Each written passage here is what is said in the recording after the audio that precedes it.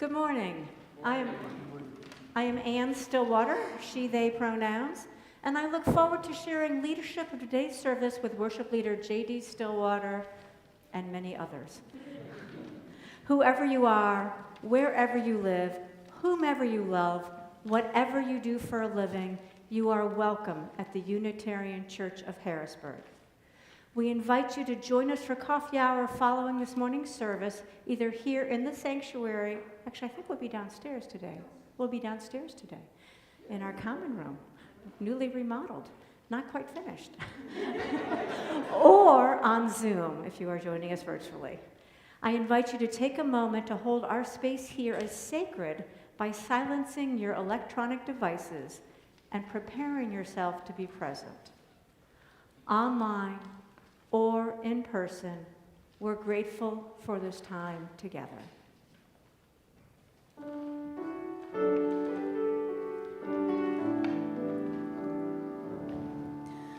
Wake now my senses and hear the earth call. Feel the deep power of being in all. Keep with the web of creation your vow, giving, receiving as love shows us how.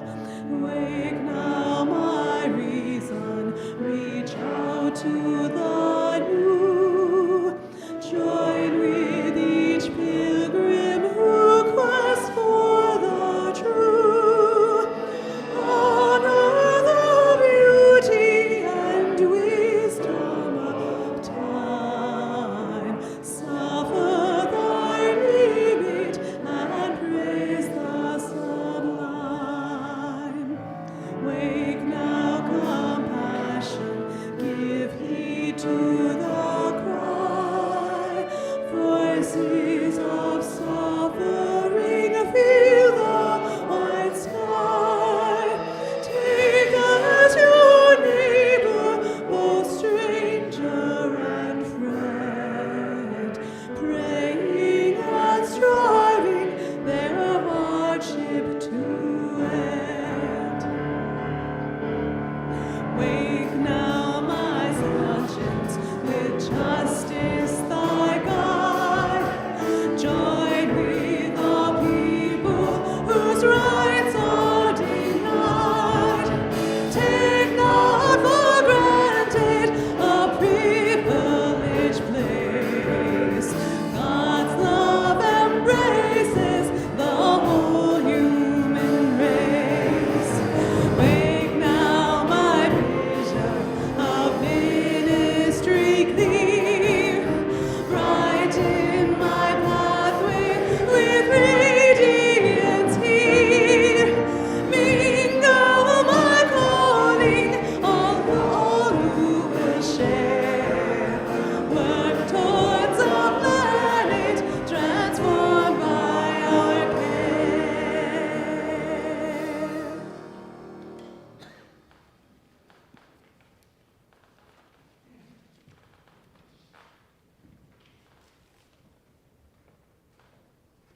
Our call to worship this morning, can you hear me? Are we there? Yep. Check. You're on. I am? Okay. Yeah? Are we good? No. The person who knows is saying no. What's that? Am I turned on? There we go. All right. Now it works. I was going the wrong direction with the little switch in the back. They are all different. And so every time I have to, let's start again. Our call to worship this morning comes from none other than Reverend Fred Rogers. From his book, Dear Mr. Rogers, Does It Ever Rain in Your Neighborhood? Letters to Mr. Rogers. That's the long title. He wrote in there, quote, "To love someone is to strive to accept that person exactly the way he or she is, right here and now, and to go on caring through joyful times and through times that may bring us pain." End quote. Let us worship together. Flame. Sometimes it symbolizes fiery rage or zeal or destruction. Sometimes flame is a symbol of divinity and a passion for it. Let this flame rekindle our commitment to truthful knowledge and love, which, when united, give the light of wisdom.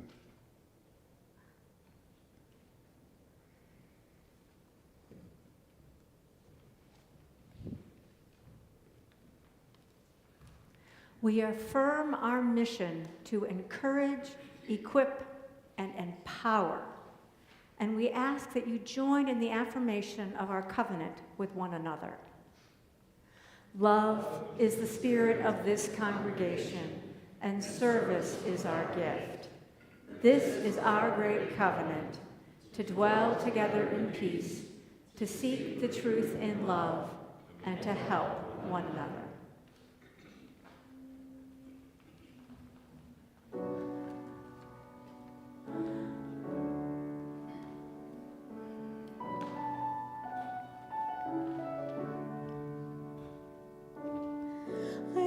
Stranger to the dark, hide away, they say, 'cause we don't want your broken parts.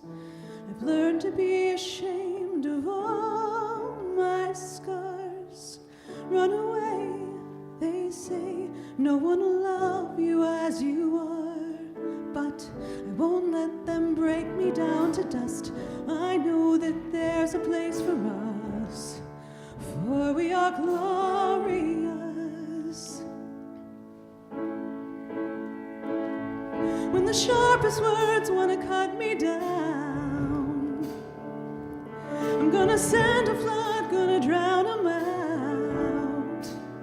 I am brave, I am bruised, I am who I'm meant to be. This is me. Look out, 'cause here I come. And I'm marching on to the beat I drum. I'm not scared to be seen. I make no apologies. This is me.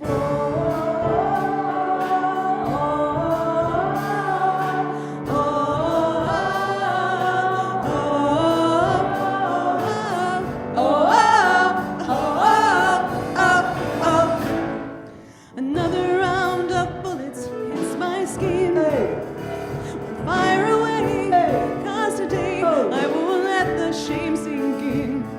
We are bursting through the barricades and reaching for the sun. We are warriors. Yeah, that's what we become. I won't let them break me down to dust. I know that there's a place for us, for we are glorious. When the sharpest words want to cut me down, I'm gonna send a flood, gonna drown them out. I am brave, I am bruised, I am who I'm meant to be. This is me.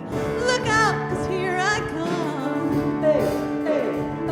And I'm marching on to the beat I drum. I'm not scared to be seen. I make no apologies. This is me.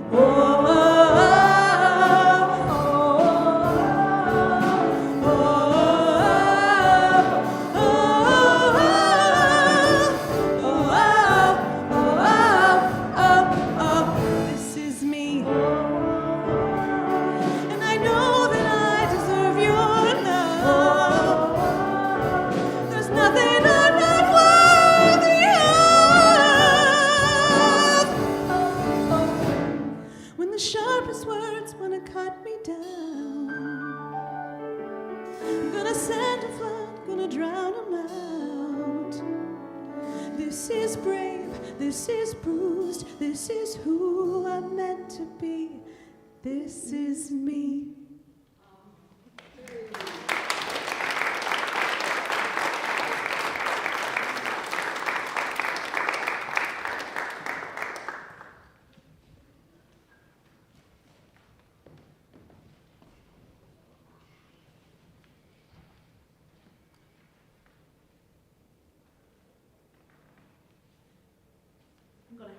song in my head for the rest of the day. So today's story is titled Phoenix Gets Greater. So this is Phoenix. His mom and brother love him very much. And check it out. Phoenix found his mom's pink fluffy blanket and took it with him everywhere. At the toy store, Phoenix loved to look at the dolls with all the pretty, colorful fabrics. As soon as he got home, he wrapped a towel around his head and pretended he had long hair too, swishing it all around. Phoenix learned to spin, swish, and swirl so well that even his ballet teacher was impressed. At powwows, he'd twirl and twirl, but Phoenix loved shawl dancing best. He put his fluffy blanket on his shoulders, went up on his tiptoes, and danced like a beautiful butterfly. But sometimes, Phoenix had a hard time at school because kids thought it was strange that he didn't act like the rest of the boys in his class. Phoenix didn't have friends who liked hockey, trucks, and bulldozers. He made friends with those who liked dolls and dancing. It took lots of courage to be yourself and stand up to others, his mom told Phoenix. And his brother tried to protect him at school. But Phoenix felt so sad that he stopped dancing and playing with dolls. He even stopped twirling around the house. One day, he sat down with his mom and his brother. Crying, he told them, "I'm tired of hiding who I am. I'm not like the other boys in my class. I feel different. I am different." Phoenix told his family that he was gay. "I hope you won't stop loving me and accept me for who I am." Phoenix's mom and brother pulled him close and started to cry too. "We will never stop loving you," Phoenix's mom said. "We love exactly who you are, and for that, you make us happy. I am so proud of you." "There is nothing wrong with being different," his brother comforted. "All that matters is that you are happy." "We all carry a spirit inside of us," his mother explained. "It gives us life and guides us. But in our culture, there are two-spirit people who are both boy and girl spirits. That makes you extra special because you can think and feel like both boys and girls. Our communities have great respect for two-spirit people. Their wisdom, healing ways, and visions help our communities, and they love to dance and twirl just like you." Phoenix couldn't believe it. There were other people just like them. The next day, they played with their dolls and laughed as they swished in their fluffy pink blanket. The other kids' words didn't hurt so much because they were proud of being two-spirit. Now, Phoenix has friends who accept them for all that they are. And now we will sing our kids to their classes.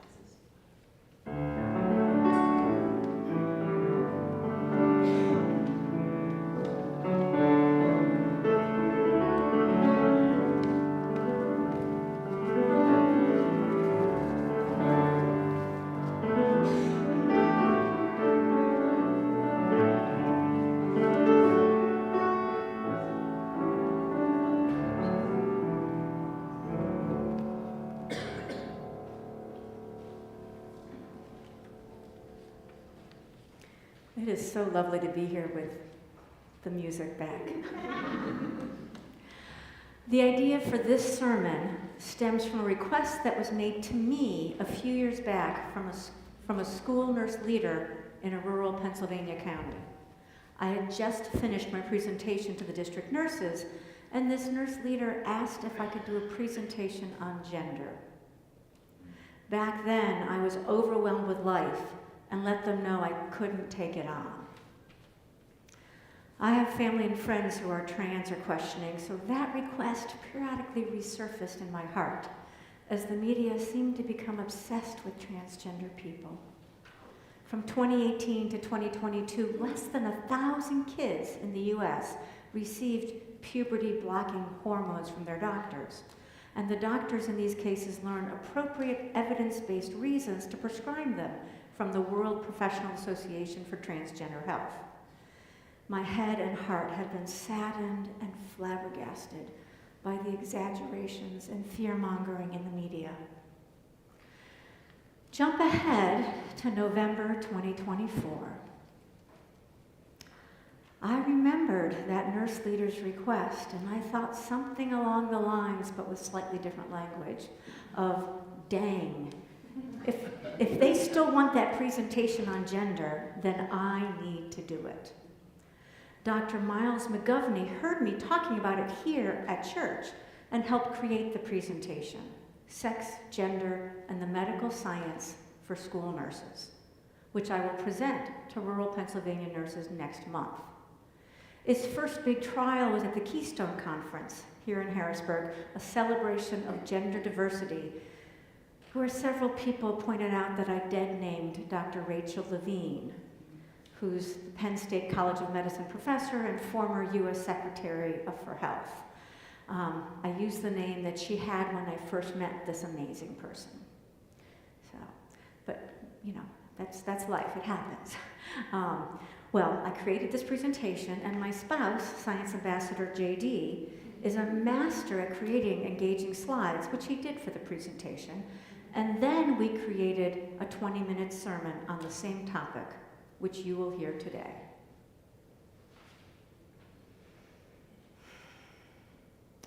But let's begin with a few moments in a spirit of meditation. Make yourselves comfortable.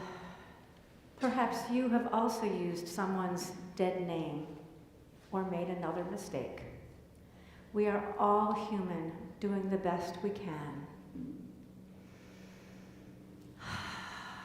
We take deep breaths together and bring ourselves more fully into this space and moment. In and out. Let's keep breathing deeply and feel our shoulders relax. Notice our feet. We do our best with who we are right now.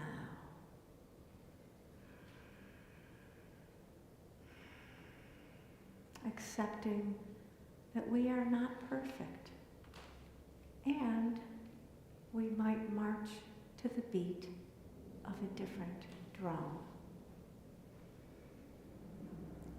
Fully present, breathing in and out, willing to accept that we are glorious.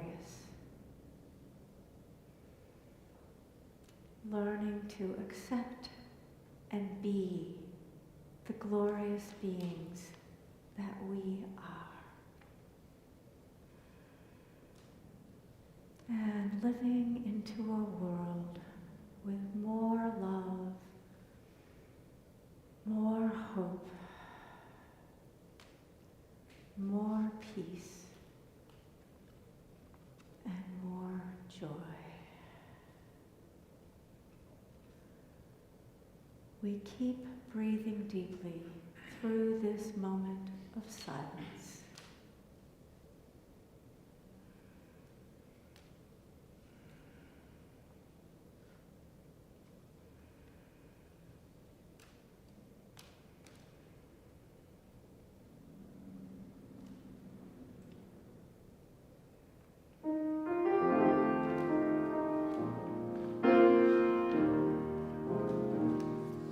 There is more love somewhere.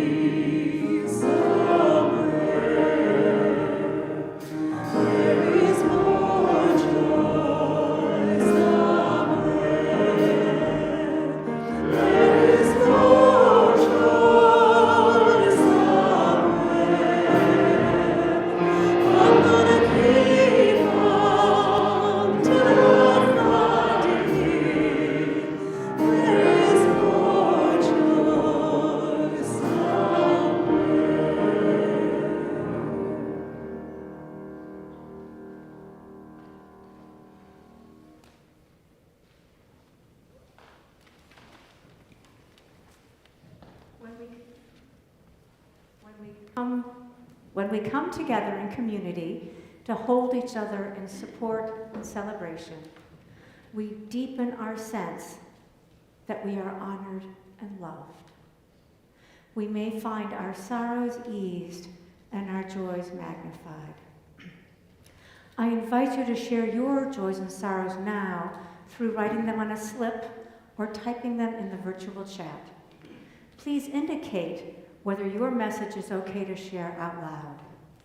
You can also honor whatever you are holding in your heart by placing a stone into the water of community. Please come down the center aisle, returning to your seats by the side aisles. Spoken or unspoken, our hearts join with yours in carrying all that life brings.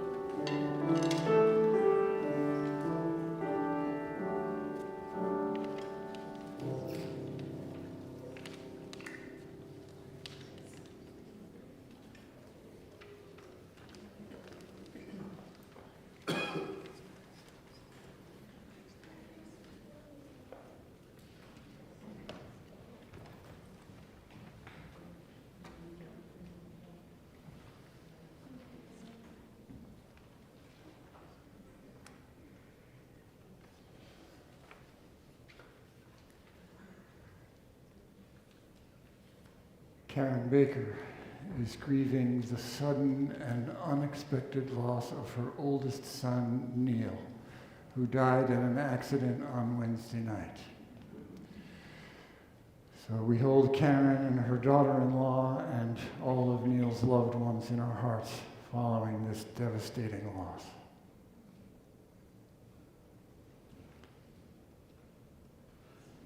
Hannah Belzer writes that yet again, she is stuck between her PCP and one of the other practitioners that she has in her life. Please send love and courage as she walks this path. Mimi Hanshaw reports that with great joy, she shares that Jimmy Hanshaw turns 80 tomorrow. And she says, "Happy birthday, my dear."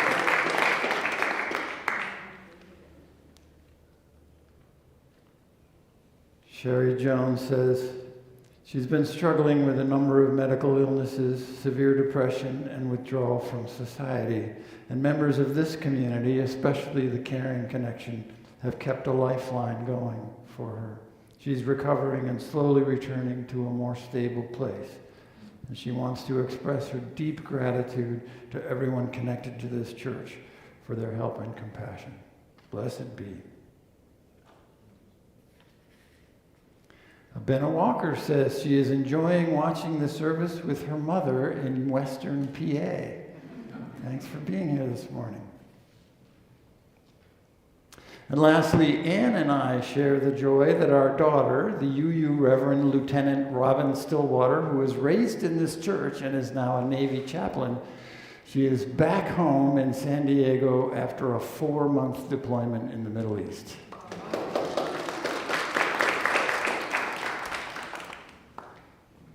We place one final stone into our water of community for all who are not here to share with us today.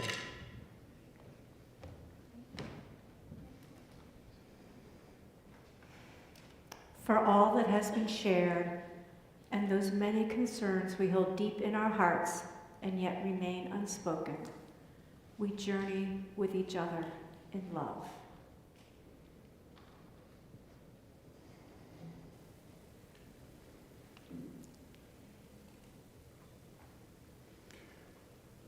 Have you done your homework? Have you researched what's known about the science of sex and gender and transgender biology? Have you had a conversation about transgender issues with even one transgender person? I've been known to shout these questions at my computer when I'm reading ignorant stuff online.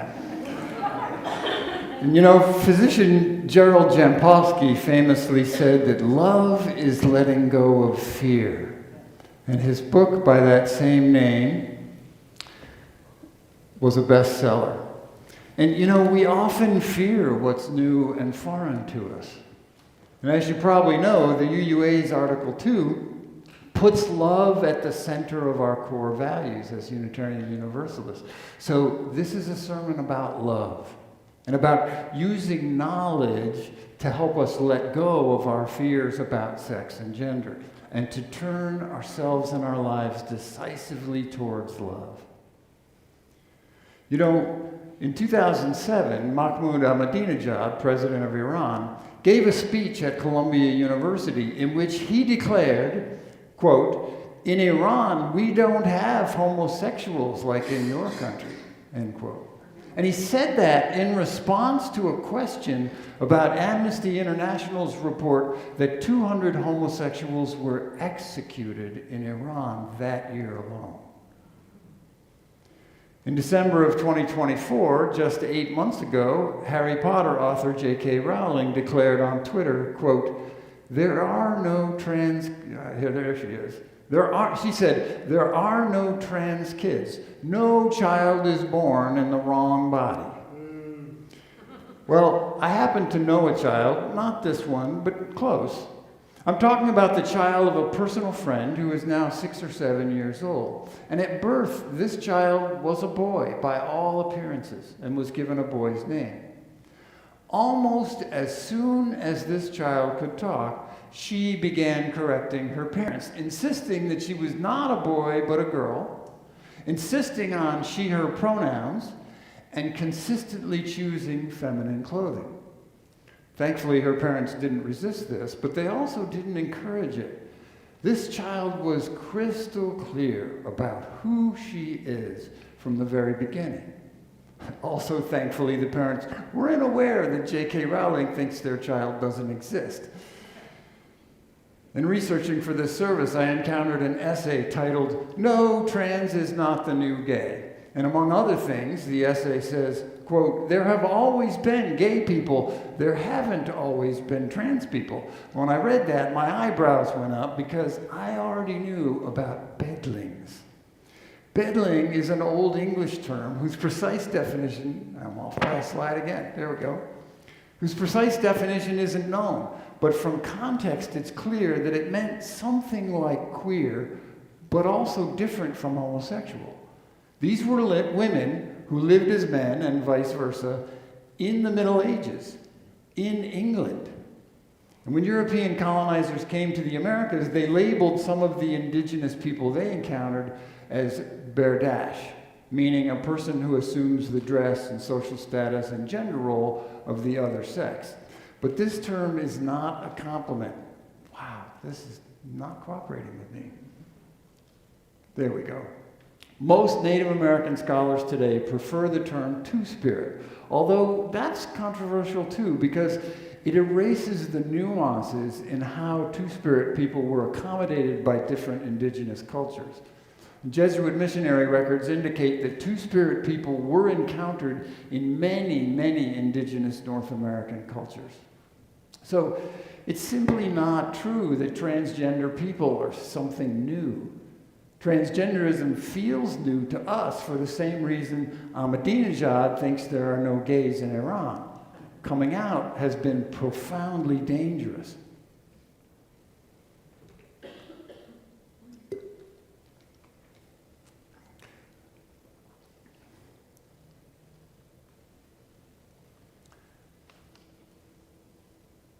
When it comes to questions of sex and gender, there is a whole lot of misinformation cluttering up the social media landscape. So I want to clear up a few things that you might not know, starting with biological sex, which is the sex of your body. And gender is different from sex. And that's part of what's new and frightening for people. Here is a lovely bit of misinformation that you might have seen online. We all learned this in high school biology, right? Simple, straightforward, and wrong. Mind you, I'm not offended by it. Boy, this is annoying. That's annoying, and this thing not reaching well is also annoying. It worked fine, of course, before the service. It doesn't actually offend me, although someone thinks it might, any more than I'm offended by this, right? Hashtag, oh well. No, the problem with it, why does it keep doing two? The problem with it is that it's mostly correct most of the time, just like this is mostly correct most of the time. Wow, everything's happening up here. It becomes wrong when we do this to it. So let's get into the genetics. There's a simple experiment we used to do routinely in high school biology classes. And you scrape some cells from the inside of your cheek and you put them under a microscope with some stain. You stain them. And you see something like this. And in any one cell, only one X chromosome can be active at any given time. So in cells that have more than one X chromosome, like in most human females, one of them gets curled up into an inactive little speck called a Barr body. And typically, girls have Barr bodies and boys don't. And this was a great hands-on way to introduce kids to genetics, especially sex chromosomes. And the reason I say we used to do this is because all too often a boy's cheek cells would have Barr bodies, or a girl's cells wouldn't. And third period biology class is just not the time for a girl to learn that she's XY, or for a boy to learn that he's XX. So to explore how this happens, you know what I'm going to do? since we have this backup system, Margie, would you be willing to just hit the return key on my machine? Yeah, I'll do that. She has my script back there. She can turn it around. Yeah.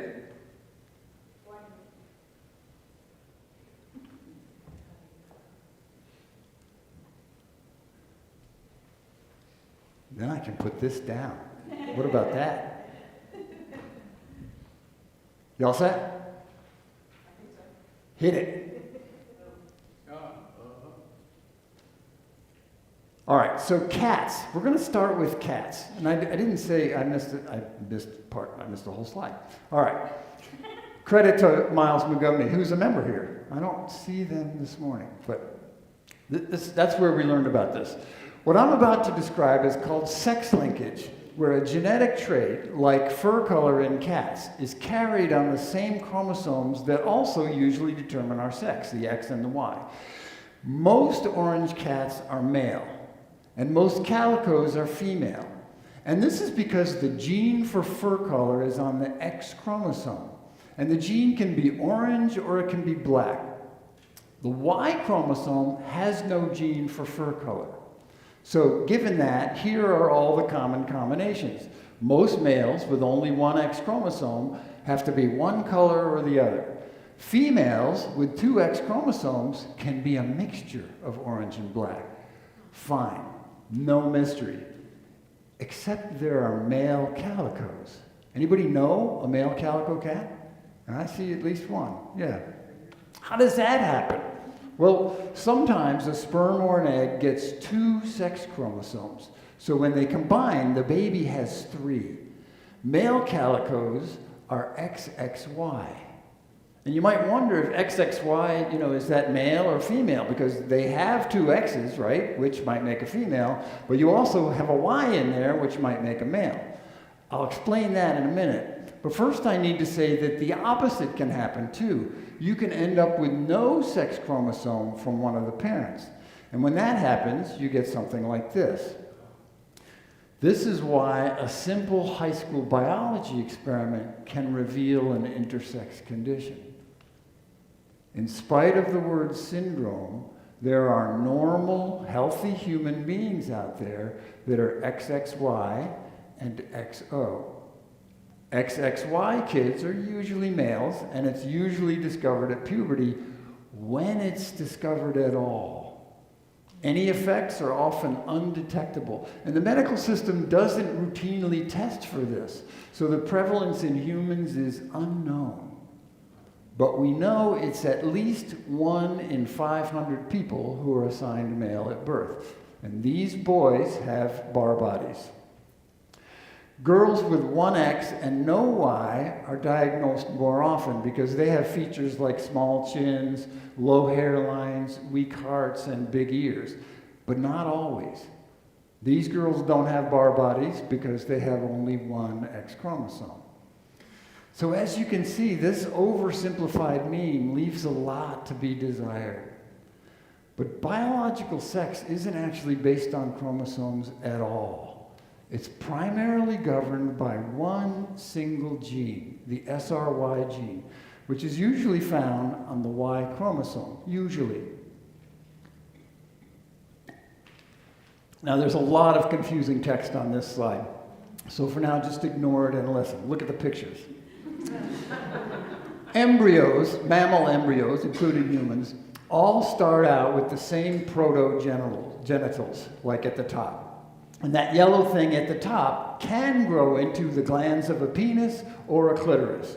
The purple bit can become the shaft of a penis or the inner labia of a vulva. The blue part can turn itself into a scrotum or the outer labia. Which path it takes depends on the presence of the SRY protein, which is made by the SRY gene, which is usually found on the Y chromosome.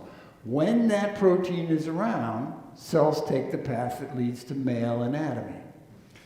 The reason I say SRY is usually on the Y chromosome is because during cell division, to make the sperm or eggs, it sometimes crosses over to the X.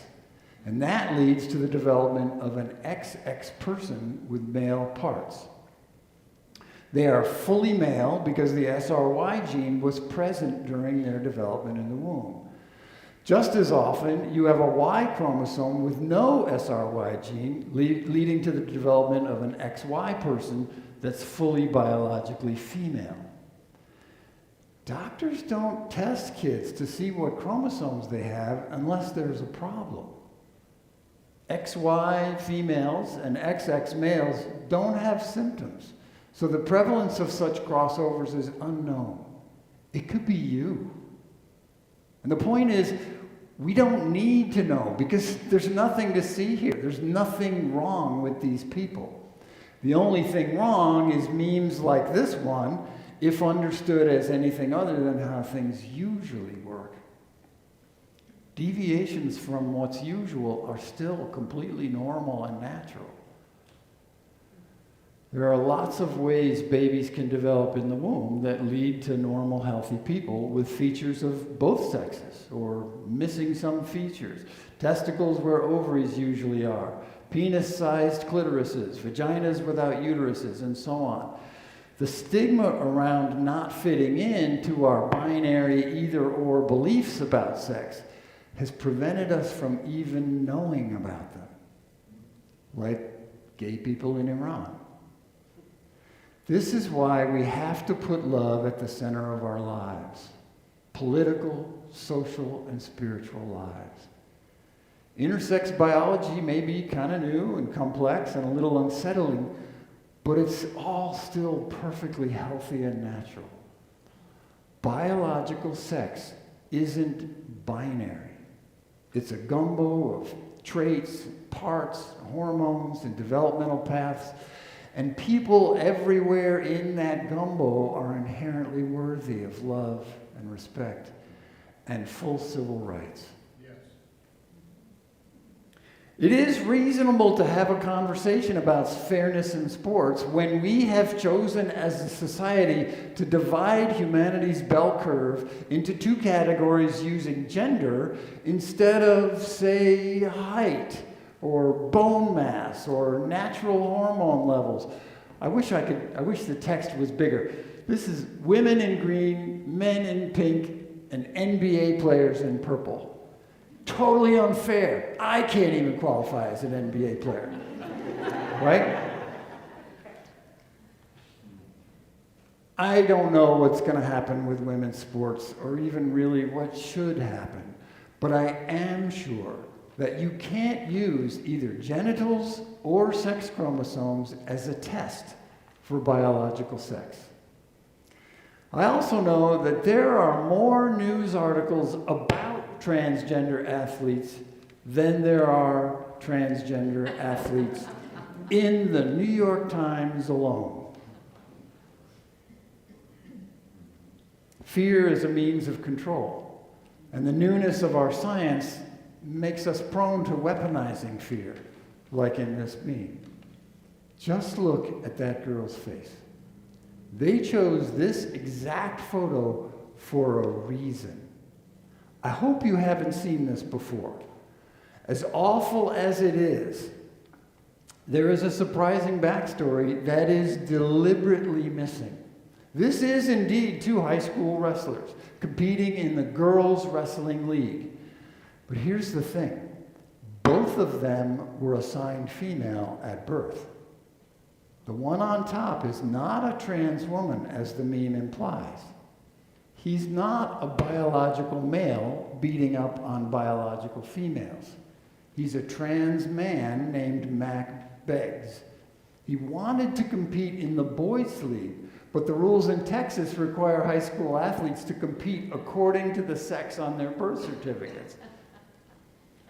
He won the Texas Girls State Wrestling Championship in 2017 and again in 2018, and some people who had not done their homework cried foul. The controversy is that Beggs was taking testosterone at the time, under medical care for transition from female to male, and critics of his wrestling wins called that doping.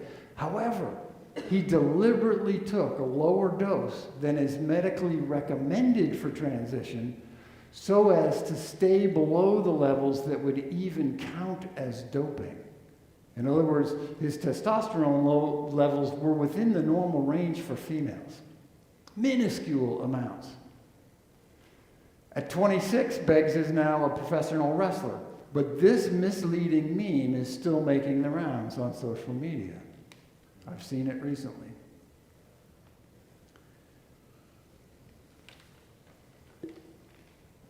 You may have noticed that I kind of jumped from biological sex to transgender issues. They are related, but they're not the same. And neither one is a binary. The genetics of biological sex, as complex as they are, they're actually pretty well known. Keep in mind that I barely scratched the surface.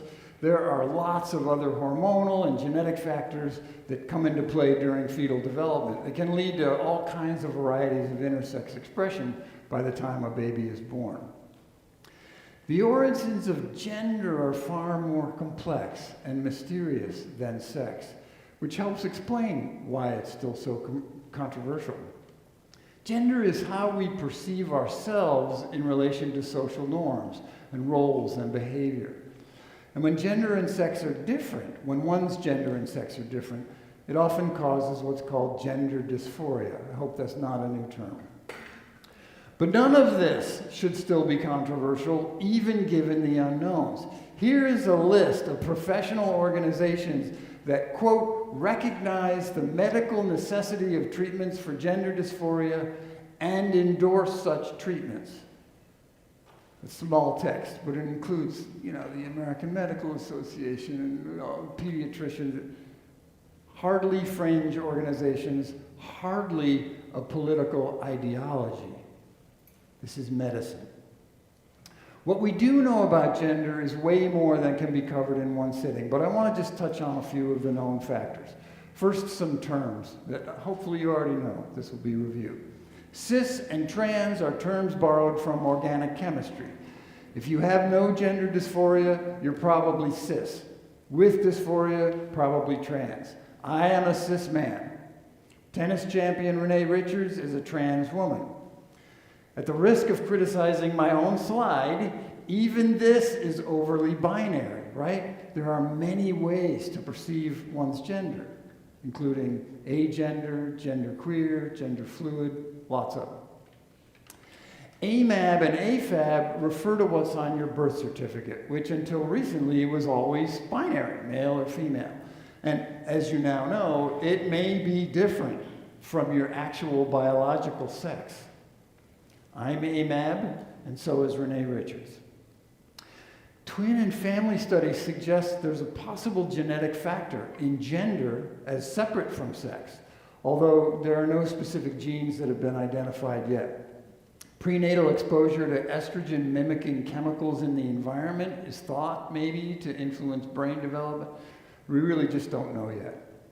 However, the brains of cis men and women show slight differences in structure and activity. These are minor differences, but AI systems can identify someone's sex about 90% of the time using only a brain scan. So our brains are a little different.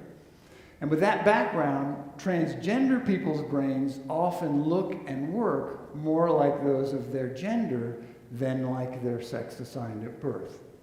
Not always, though.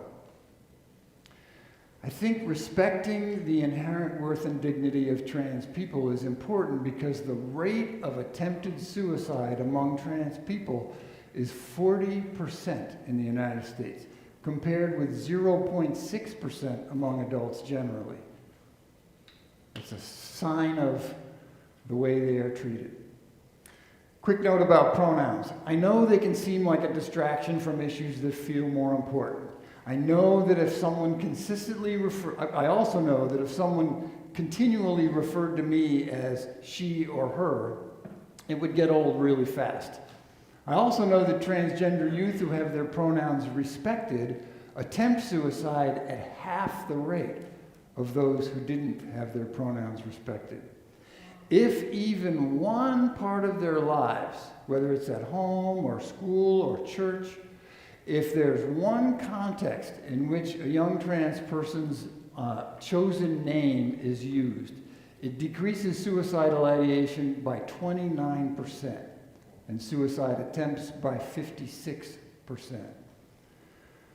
Miles, Dr. McGovney, says that the most effective medicine doctors have for decreasing suicide in people generally with depression is lithium, with an effectiveness of 13%. So using the right pronouns and names is a powerful medical intervention. The last time Ann and I visited my friend, his child had the entire living room floor covered with Legos, and she wore a t-shirt and jeans with a tutu over the pants.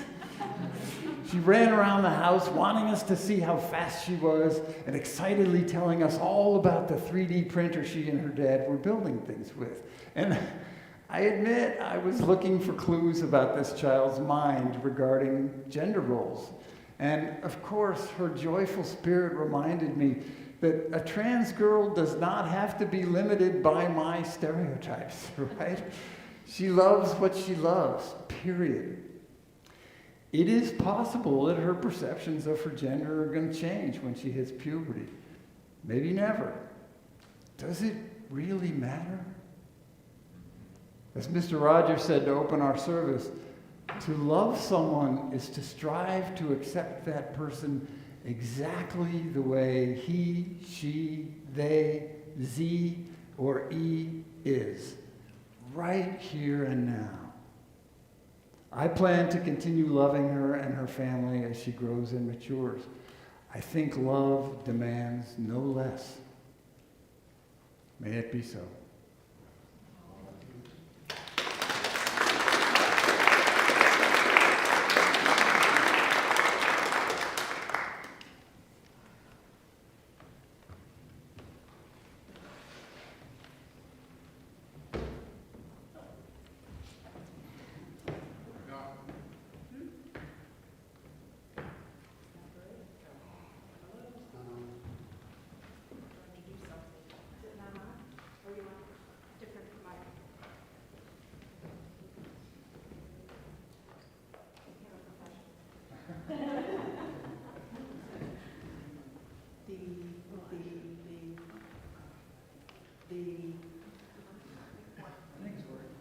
Oh, is it working? Oh, now I can hear it. Now, the Unitarian Church of Harrisburg is, as always, an intentionally gathered congregation of free-thinking, loving people. The church is created, sustained, and supported by us. Each week, we take up an offering where we ask each other to share money to support the church. We also use half of this money to help a charity which is doing important work to improve the world. For the month of August, we are sharing with UU Justice PA. UU Justice PA is our statewide advocacy group that pursues justice by developing relationships with legislators and taking actions that lead to just public policies. It is your UU voice in Harrisburg. The UU Justice PA Education Fund coordinates justice-related educational initiatives specific to Pennsylvania. In just a moment, when the music starts, the greeters will start passing offering plates around. You can put cash or checks in the plate when it comes by.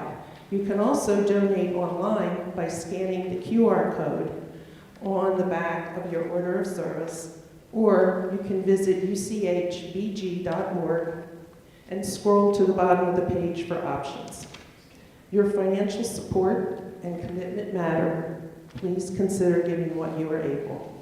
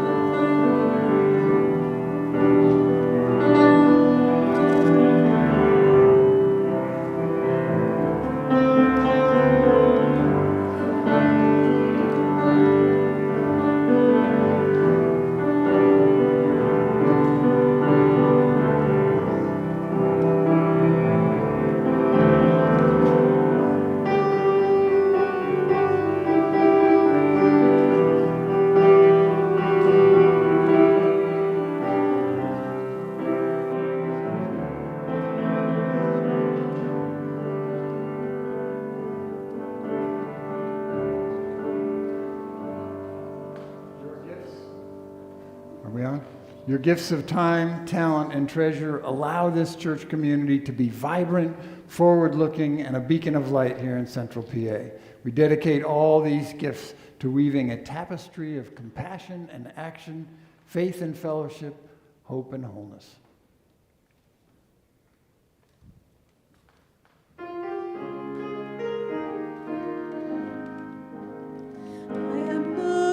For shelter in a friend. We can build a beginning, but I do not know the end. I am scared of breaking when I bend.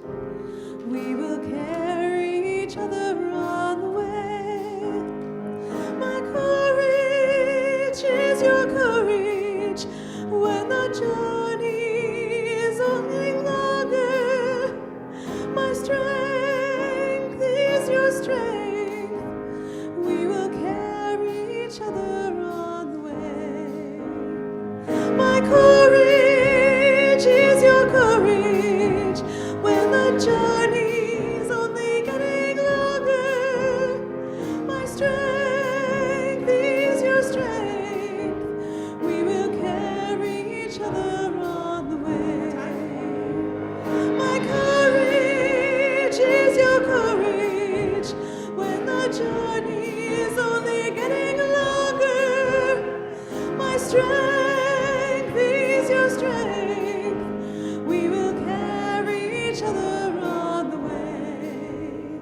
There are prayers I don't know to say, but I still find solace when I close my eyes to pray. What I've lost and what I hope can stay. We will carry each other on the way.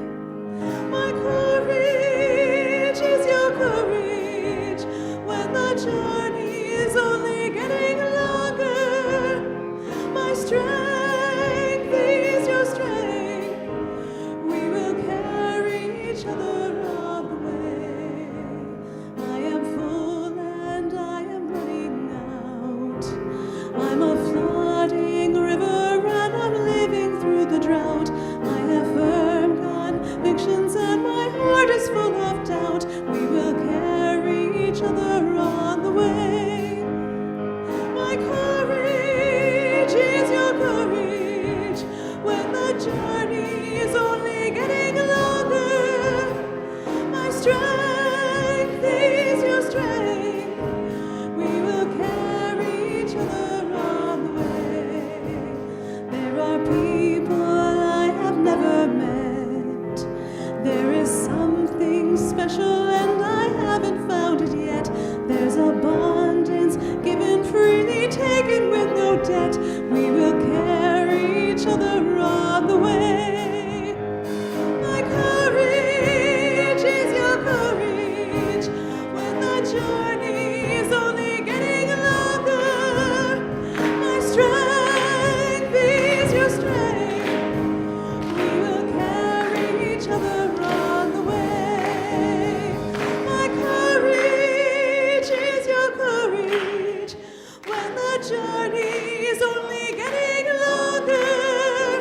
My strength is your strength. We will carry each other on the way. My courage is your courage when the journey is only getting longer. My strength is your strength. We will carry each other on the way. We will carry each other on the way.